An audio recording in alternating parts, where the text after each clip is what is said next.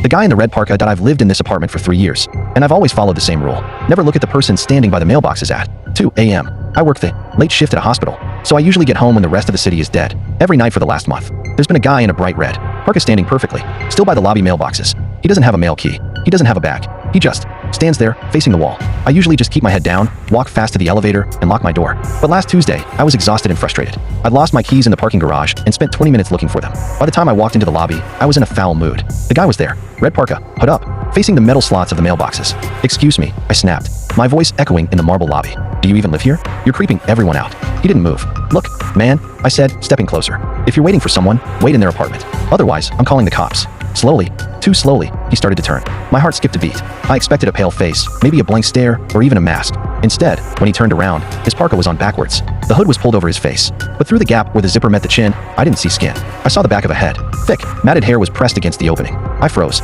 I realized that what I thought was his front was actually his back.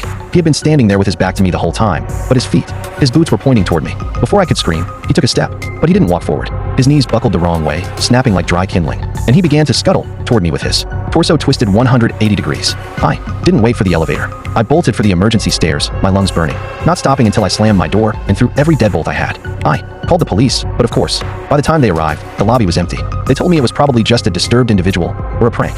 I haven't seen the man in the red parka since, but this morning, I went down to get my mail for the first time in a week.